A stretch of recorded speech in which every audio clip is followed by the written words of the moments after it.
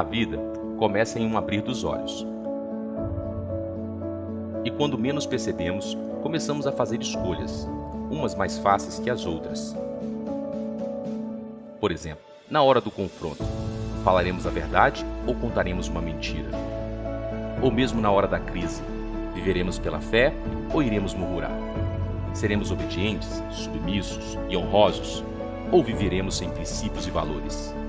Essas escolhas vão definindo quem somos, a nossa essência, nossa vida e nosso futuro. Por isso é importante refletir e analisar, pois a vida é feita de escolhas e essas escolhas podem interferir na nossa vida. Que escolhas você tem feito? Seja bem-vindo à série Código da Vida.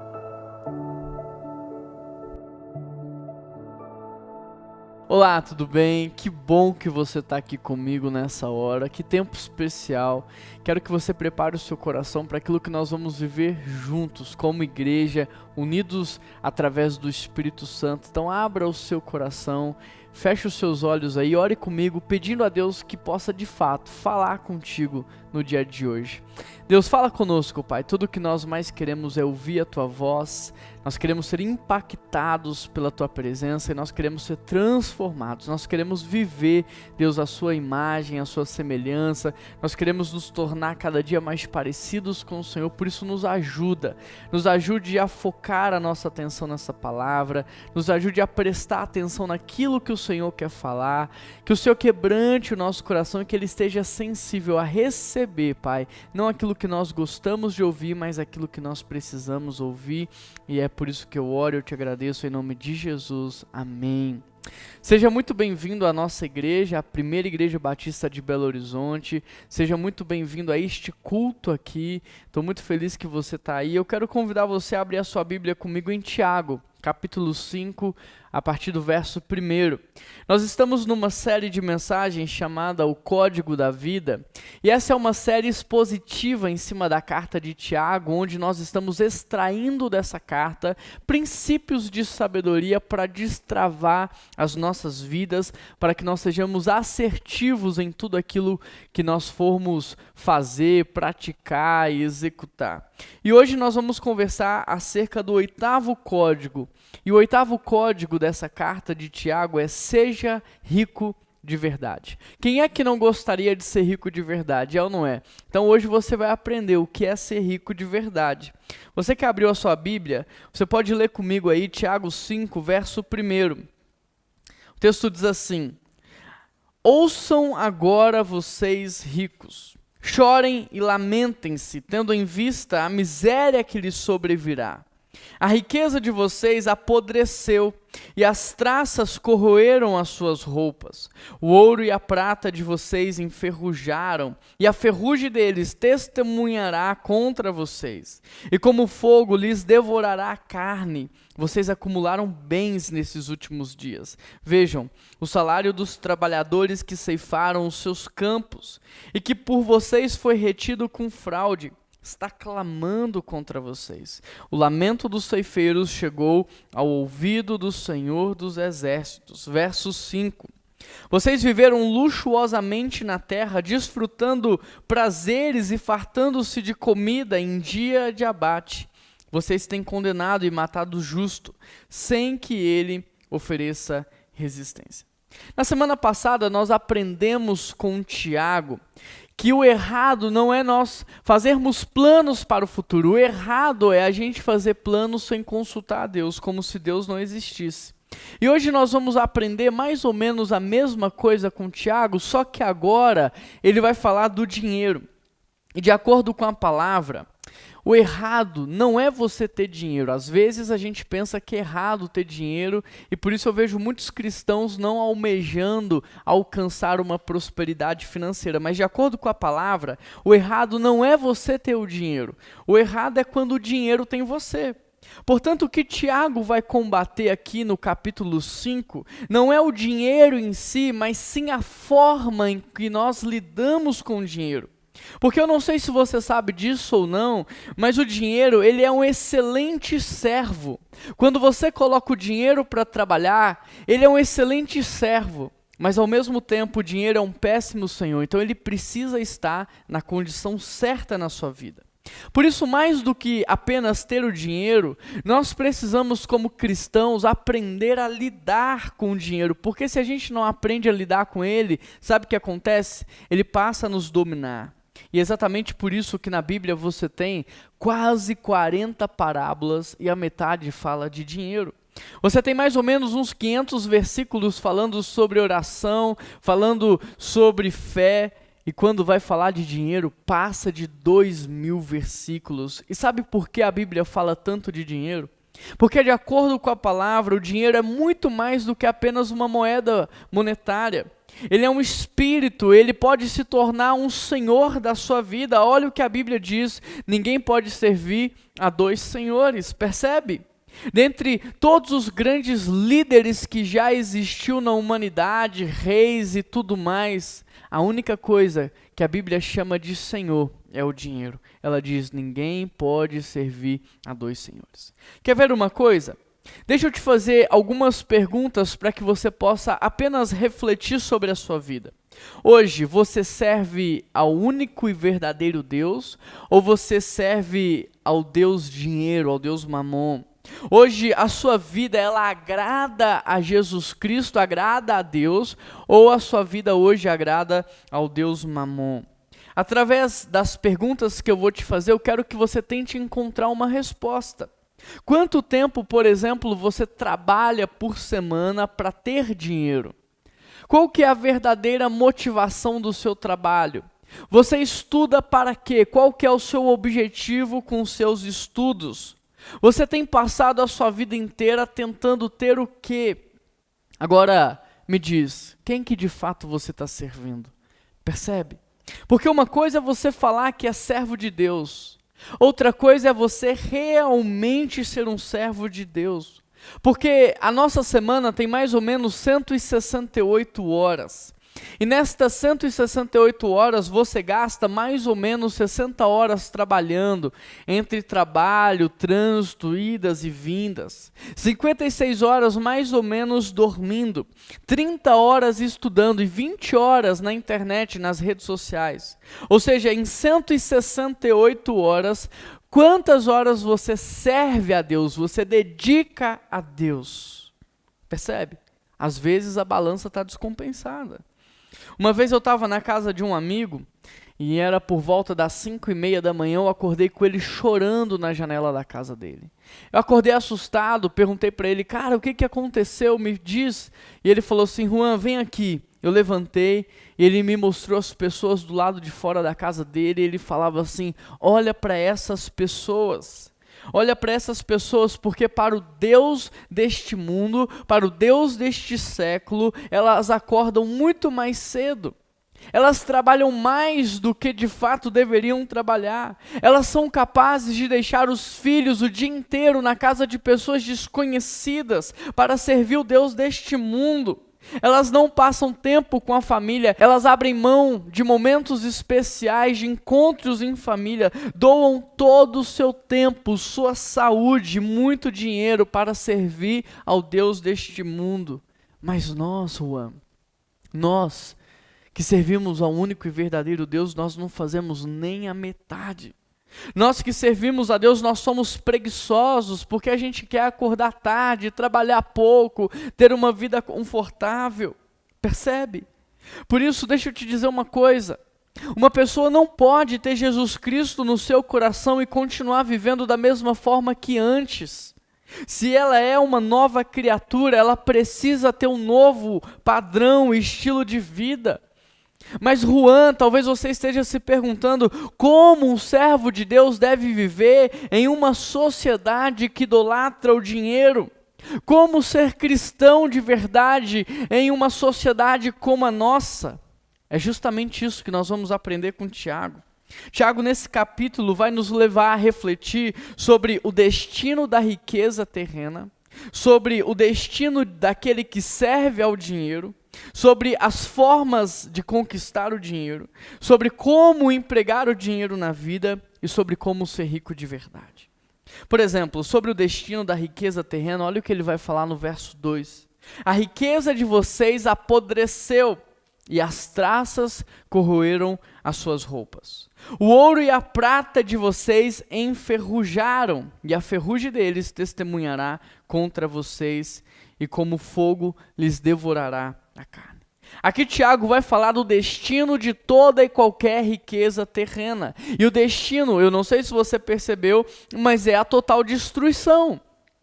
Repare que no verso 2 Tiago diz: a riqueza apodreceu, a roupa foi comida pela traça, o ouro e a prata estão enferrujados.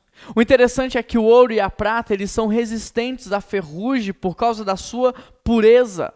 Mas de acordo com esse texto, de acordo com a Bíblia, tanto o ouro quanto a prata, eles serão enferrujados sobrenaturalmente.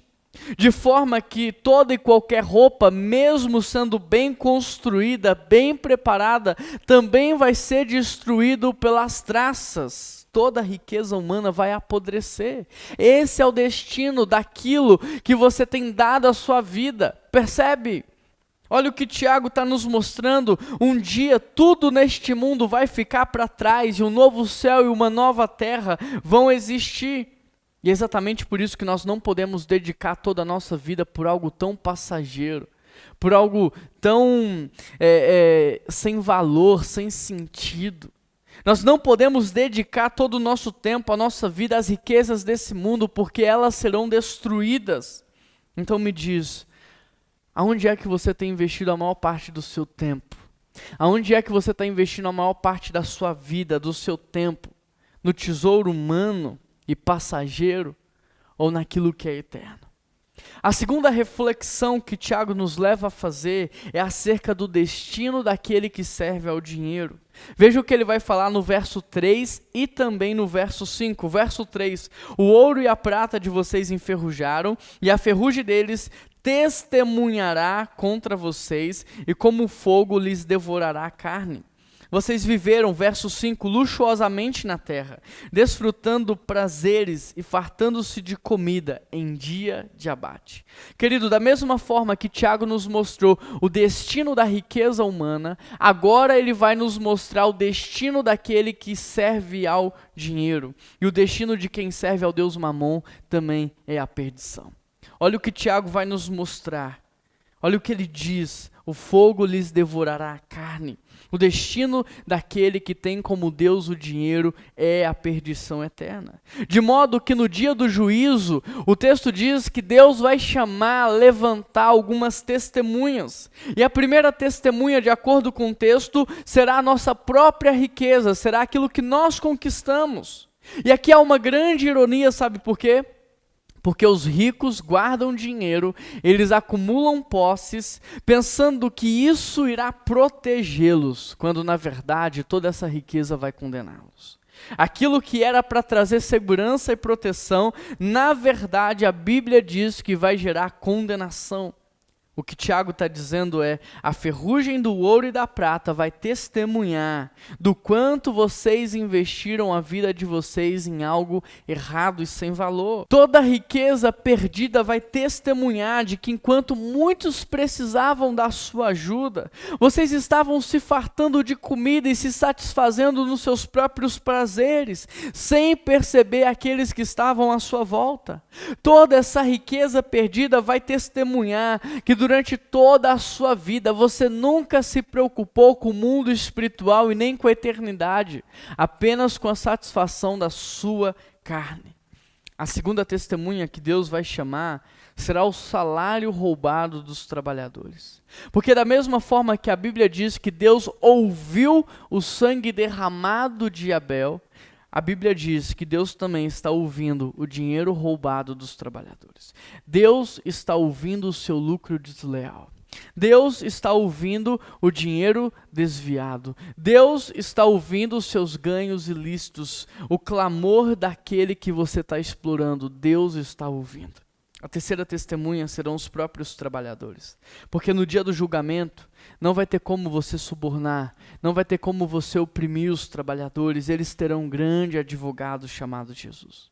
Portanto, com tantas testemunhas contra os ricos, só vão lhe restar o quê? A condenação eterna. De modo que Tiago diz no verso 1, ouçam agora vocês ricos, chorem e lamentem-se, tendo em vista a miséria que lhes sobrevirá. Verso 3, o ouro e a prata enferrujaram, e a ferrugem agora testemunha contra vocês, como fogo que devorará a sua carne. Verso 5, vocês viveram luxuosamente na terra, desfrutando prazeres, fartando-se de comida em dia de abate. O que Tiago está dizendo é, da mesma forma que nos dias de Noé o povo comia e bebia, e o dilúvio veio e levou a todos, os animais também comem até no dia do seu abate. E da mesma forma tem muitas pessoas vivendo, se satisfazendo sem perceber que Jesus Cristo está voltando, que os nossos dias estão contados. Ou seja, da mesma forma que as riquezas têm como destino a perdição, todo aquele que serve ao Deus Mamon, todo aquele que serve ao Deus Dinheiro também tem como destino a perdição. A terceira reflexão que Tiago nos leva a fazer existe uma forma correta de você conquistar dinheiro, mas existe também uma forma ilícita, uma forma incorreta. Olha o que ele diz no verso 4 e também no verso 6. Vejam, o salário dos trabalhadores que ceifaram em seus campos, e que por vocês foi retido com fraude, está clamando agora contra vocês. O lamento dos ceifeiros chegou ao ouvido do Senhor dos Exércitos. Vocês têm condenado e matado o justo, sem que ele lhe ofereça resistência. Repare que a Bíblia nunca proibiu o homem de ser rico. O que Deus proíbe é o ganho ilícito, é a riqueza ilícita. Na Bíblia há vários homens de Deus, há várias mulheres de Deus que enriqueceram de maneira correta e foram muito usados por Ele. Você tem Adão, que era o dono de tudo, rei da humanidade, muito rico. Abraão, que era tão rico que ele e o seu sobrinho Ló tiveram que se separar porque a terra não suportava tanta riqueza reunida. Jó era extremamente rico, Davi foi um rei próspero e Salomão, até hoje, nenhum outro homem superou a riqueza que esse homem teve em vida. Eu poderia ficar aqui horas citando inúmeros outros, homens e mulheres que enriqueceram de maneira correta e foram usados por Deus. Portanto, a Bíblia não proíbe a riqueza, mas sim a origem ilícita do dinheiro e também o propósito egoísta do dinheiro. Ou seja, o pecado não está ligado à riqueza, mas sim à origem da riqueza e o destino da riqueza. É por isso que nós precisamos aprender a lidar com dinheiro. E aqui eu quero fazer uma observação. Se você ficou rico de maneira errada, você precisa corrigir isso na sua vida. Você precisa parar hoje e você precisa traçar um plano para corrigir isso na sua vida, porque senão isso vai trazer condenação sobre você e a sua casa. Se você está correndo atrás da riqueza, mas você tem no seu coração um propósito contrário ao propósito de Deus, um propósito equivocado, você precisa parar e você precisa corrigir isso. Por exemplo, Zaqueu é um homem que você sabe a história dele. Ele ficou rico de maneira ilícita. E aí quando Zaqueu conhece a Jesus Cristo, olha o que ele faz, ele para e ele corrige a sua vida. Olha o que ele diz para Jesus. Entretanto, Zaqueu levantou-se, Lucas 19, verso 8, e disse-lhe, Senhor, darei metade da minha fortuna aos pobres. E se tenho cobrado a mais nos impostos, também restituirei 4 vezes esse valor. Agora, olha o que Jesus fala para Zaqueu. Hoje a salvação entrou nesse lar. Este homem é como um filho fiel de Abraão. O Filho do Homem veio buscar e salvar pessoas perdidas como este homem. Querido, Deus deseja salvar você da condenação eterna. Por isso, você precisa se arrepender do seu padrão de vida, do seu estilo de vida, da sua maneira de conquistar dinheiro. Você precisa corrigir tudo isso.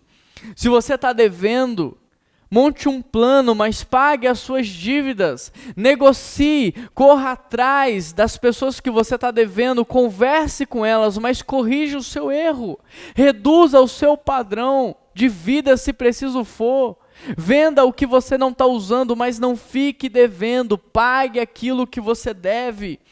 Se você roubou de alguém, devolva. Se você explorou alguém, restitua. Se você ficou rico de maneira ilícita, faça uma grande doação. Deus deseja salvar a sua vida, por isso arrependa-se dos seus pecados e muda, corrige a sua vida, viva de maneira íntegra. O que nós precisamos entender é que Deus não está aqui condenando a riqueza, mas sim a origem lícita dessa riqueza e o propósito equivocado também que nós damos para ela. Por isso, a quarta reflexão que Tiago nos leva a fazer é acerca do propósito do dinheiro. Olha o que ele diz no verso 5. Vocês viveram luxuosamente na terra, desfrutando prazeres e fartando-se de comida em dia de abate. Tiago aqui vai citar 3 formas pecaminosas de se usar o dinheiro. E a primeira forma pecaminosa é ser avarento, é acumular muito dinheiro, é ter muito dinheiro, mas não ter propósito. Presta atenção, eu não estou dizendo que você não deve ser precavido, não é pecado ser precavido, não é pecado você ter um fundo de emergência, não é pecado você ter uma previdência privada, ter planos, sonhos para o futuro, não é pecado. O pecado é você ser mesquinho, avarento, é acumular muito dinheiro sem ter um propósito na vida, é acumular muito dinheiro como se Deus não existisse, como se você não dependesse dele para viver, é confiar mais no seu dinheiro do que em Deus. Olha o que o salmista diz no capítulo 62, se as vossas riquezas aumentarem, não ponhais nela o vosso coração. O pecado é confiar no dinheiro e não confiar em Deus. Paulo também disse a Timóteo, no capítulo 6, verso 17, manda aos ricos deste mundo que não sejam altivos e nem ponham a sua esperança na incerteza da riqueza, mas em Deus que tudo nos concede abundantemente. Deus não está condenando a riqueza, mas sim a forma de lidarmos com ela, a origem e o propósito. Em segundo lugar, é pecado não ser generoso. Verso 4, Tiago, ele vai falar dos ricos, dizendo que eles estão atrasando, retendo o pagamento, eles não estão honrando os seus funcionários. Ou seja, de acordo com Tiago, é errado você se enriquecer à custa da pobreza alheia. É errado você enriquecer enquanto todos que estão à sua volta ficam cada vez mais pobres. Em terceiro lugar, é pecado você viver na luxúria, no luxo excessivo, enquanto há pessoas morrendo de fome ao seu lado. Ou seja, ser rico para desfrutar da riqueza é errado. Em outras palavras, ser rico não é pecado. Pecado é ser rico e não fazer nada que agrade a Deus. Pecado é ser rico e não ajudar o seu próximo. Pecado é ser rico e não ter um propósito para se viver. Fala a verdade. Você gostaria de dar um presente para alguém e ver alguém destruir esse presente? Você gostaria de dar um presente para alguém e ver alguém destruindo a sua própria vida com um presente que você deu? Então talvez agora você vai entender Deus, porque todo recurso que você tem é um presente que Ele te deu. Seja o seu tempo, seja a sua saúde, seja a sua condição financeira, seja o seu conhecimento, tudo isso é um presente que Deus te deu e Ele não deseja vê-lo usando de maneira ruim, se destruindo quem está à sua volta. Nós precisamos usar de tudo aquilo que Deus nos confiou com um propósito certo. E o propósito da riqueza é tirar da pobreza todos que estão à sua volta. Portanto, a quinta e a última reflexão que Tiago nos leva a fazer é o que é ser rico de verdade. O que é ser rico de verdade? Será que você sabe? Ser rico de verdade é você entender a origem e você entender o fim. É você entender de onde você veio, de onde os recursos vieram, mas também para onde você vai e aonde você deve aplicar esses recursos. No Jardim do Éden, por exemplo, antes de Deus mandar Adão trabalhar, Deus primeiro deu para Adão tudo o que ele precisava. Ele tinha tudo o que ele precisava, de maneira que Adão não trabalhava pela falta, mas ele trabalhava porque havia um propósito. Ou seja, nós cristãos, nós temos que entender que primeiro Deus nos sustenta. Como? Ele nos dá o fôlego da vida, Ele nos dá saúde, Ele nos dá capacidade, inteligência, criatividade, dons, talentos, Ele abre portas, Ele nos conecta às pessoas certas, Ele dá todo o recurso que nós precisamos. Portanto, a motivação do nosso trabalho não tem que ser a falta, não tem que ser a satisfação do meu ego, a satisfação da minha carência. Não, eu não posso trabalhar com essa motivação, mas eu tenho que entender o propósito que Deus tem através do meu trabalho e eu preciso trabalhar com o propósito certo. Por exemplo, tudo na natureza tem um propósito claro e muito bem definido. A água tem um propósito, a terra tem um propósito, a abelha tem um propósito. Você já viu a água brigando com a terra, querendo trocar de propósito? Não, por quê? Porque toda a natureza tem um propósito claro e muito bem definido. Então, por que eu e você não teríamos? Se nós somos a imagem e semelhança de Deus, se quando Ele nos criou, Ele disse, é algo muito bom. Então, por que nós não seríamos? Percebe? O que você precisa entender é que antes de toda e qualquer criação, sempre existe um propósito. E quando você entende o propósito pelo qual nasceu, então você também entende os sonhos que Deus te deu, os projetos que Ele colocou no seu coração e o recurso que Ele tem confiado a você. Querido, você precisa entender o seu propósito nessa vida, para que você use bem tudo aquilo que Deus confiou nas tuas mãos. Sabe por quê? Porque da mesma forma que a água parada, ela apodrece, uma bênção mal usada, ela vira uma maldição. Enquanto a água parada, ela traz doença e morte, a água em movimento, ela traz vida. Da mesma forma é o dinheiro. Quando o dinheiro tem um propósito e é usado de maneira correta, ele é uma bênção, porque ele traz alívio, ele traz renovo, ele traz libertação, ele traz cura, ele restaura, ele promove dignidade. Mas quando ele não tem propósito, ele é mal usado, então ele é uma maldição. Ele destrói casamentos, ele destrói relacionamentos, ele quebra famílias, ele traz solidão. Deu para entender? Por exemplo, quando eu peço a uma pessoa, por exemplo, o Samuel, para ir lá na Leroy Merlin para mim, eu primeiro dou uma visão para ele. Samuel, você vai na Leroy porque você vai comprar algo que vai fazer a diferença aqui na igreja.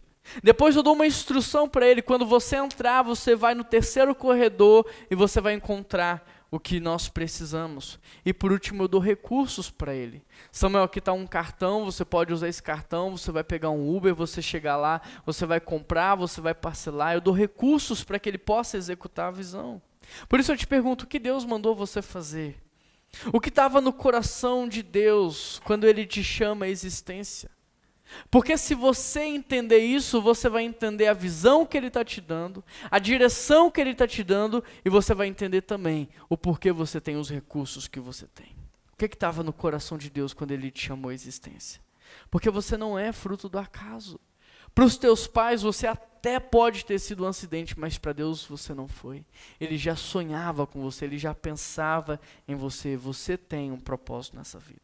Portanto, se você me perguntar, Juan, o que é ser rico de verdade? Eu vou te responder. Rico não é quem tem muito dinheiro. Rico é quem sabe de onde veio e para onde vai. Rico é quem entende a origem e o propósito. Rico é quem vive de acordo com a visão que recebeu. Portanto, entenda algo. Deus não nos dá recursos para que nós possamos controlar pessoas, manipular situações, dominar grupos, não. Deus nos dá recursos para que nós possamos trazer libertação, trazer cura, trazer restauração, promover dignidade, saciar a fome. Deus nos dá recursos porque primeiro Ele nos deu um propósito. Portanto, rico não é quem ajunta, rico é quem doa, rico é quem reparte. Se você precisa acumular é porque você ainda é pobre, está vazio, percebe? Rico de verdade não está vazio, está cheio, está contente, está satisfeito, está realizado. Por isso o rico é aquele que entende origem e propósito. Por isso o rico é aquele que vive de acordo com o projeto de Deus. E quem vive de acordo com o projeto de Deus está transbordando. Por isso rico não é quem ajunta, rico é quem doa. Ele doa a sua vida, ele doa o seu tempo, ele doa o seu conhecimento, ele doa o seu perdão, ele doa recursos financeiros, ele se doa. A sua vida é uma vida de entrega. Ser rico de verdade é viver uma vida de total entrega. A lógica no reino de Deus é diferente. O que guardamos, nós perdemos. O que doamos, nós retemos. Quanto mais passar água em um canal, mais água esse canal terá. Quanto mais recurso você doar, mais recurso Deus vai confiar em suas mãos. A lógica do reino é diferente. Você já viu alguém triste porque doou alguma coisa? Você já viu alguém infeliz porque ajudou o seu próximo? Você já viu alguém ficar pobre por ser generoso, por ser um doador? Não. A lógica do reino é diferente. Se você me perguntar o que é ser rico de verdade, eu vou te responder: rico é ser alguém que tem apenas um pão, mas reparte a metade dele. É ser alguém que tem apenas algumas moedas, mas reparte com quem não tem. Ser rico não tem a ver com a quantidade de dinheiro que você tem, mas com o quanto você é grato a Deus, com o quanto você confia e depende de Deus, e com o quanto você quer ser usado por Ele aqui nesse mundo. Por isso eu quero terminar contando uma história. Eu sei que eu já contei essa história no passado, mas há muitas pessoas novas no nosso meio, e essa história ela vai te inspirar. Eu tenho um amigo lá em Vinhedo, alguém já de um pouco mais de idade do que eu, ele tem 2 filhos, e naquela época os seus filhos ainda eram pequenos.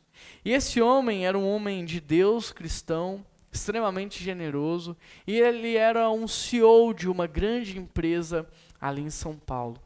E esse homem um dia leva a sua família à casa de um dos seus funcionários para jantar. Só que chegando na casa do funcionário, os filhos começam a observar. O funcionário morava no condomínio fechado de casas, ele tinha vários carros na garagem, cada filho tinha o seu próprio quarto, a sua própria televisão, o seu próprio computador. Eles jantam ali, tem uma noite muito agradável, mas os filhos observam tudo. Na volta para casa, os filhos dentro do carro começam a questionar o pai, dizendo: escuta, pai, aquele homem não era seu funcionário? Era, filho, por quê? Porque, pai, a gente mora numa casa fora de condomínio. A nossa casa é simples. Nós temos apenas um carro e dividimos esse carro, e tudo que a gente faz junto. Lá, no seu funcionário, a casa é dentro de um condomínio, eles têm vários carros. Aqui, pai, eu e meu irmão, nós dividimos o mesmo quarto, a mesma televisão e o mesmo computador. Lá, cada filho tem o seu quarto, a sua televisão e o seu próprio computador. Pai, me explica, como é que pode ele, sendo seu funcionário, ter uma casa melhor, ter vários carros e ter mais qualidade de vida? O pai, ele olha para os filhos e diz assim: olha, chegando lá em casa, eu vou explicar para vocês como é que é possível. Chegando em casa, o pai entra no quarto e ele volta com um caderninho bem surrado, bem velhinho. Ele senta os filhos na sala e ele começa a dizer para os filhos: olha, nós poderíamos ter tudo aquilo que vocês viram e até mais. Nós poderíamos ter uma casa muito melhor do que essa, nós poderíamos ter vários carros na garagem, nós poderíamos ostentar muitas outras coisas que eles nem podem. Mas, se papai fizesse isso, se nós tivéssemos tudo isso, papai não poderia sustentar essas senhoras, essas viúvas, e começou a mostrar a quantidade de viúvas que ele sustentava. Papai não poderia pagar a faculdade para esses jovens que não têm condição, e ele começou a mostrar uma lista de pessoas que ele financiava os estudos. Papai não poderia ajudar esses projetos sociais que ele ajuda, e ele foi passando as páginas. Papai não poderia ajudar essas igrejas, e ele foi passando as páginas. Papai não poderia sustentar esses missionários, e ele foi passando as páginas. Quando ele terminou o caderninho, os meninos estavam chorando. Eram 2 adolescentes. E aí no final, o pai olha para o filho e ele pergunta assim: olha, mas quer saber de uma coisa? Vocês já estão numa idade que vocês podem contribuir, vocês podem opinar. Se vocês quiserem, a partir de hoje, papai para de fazer tudo isso daqui e a gente vai ter a vida que vocês viram lá. Os meninos chorando começam a falar: não, pai, pode continuar a ser assim. Hoje esses 2 meninos cresceram, eles devem ter por volta dos seus 30 e poucos anos. Os 2 estão casados, os 2 são grandes CEOs, um está na Alemanha, o outro está em São Paulo, os 2 já têm família e os 2 são extremamente generosos, ajudam milhares de pessoas sem falar nada com ninguém.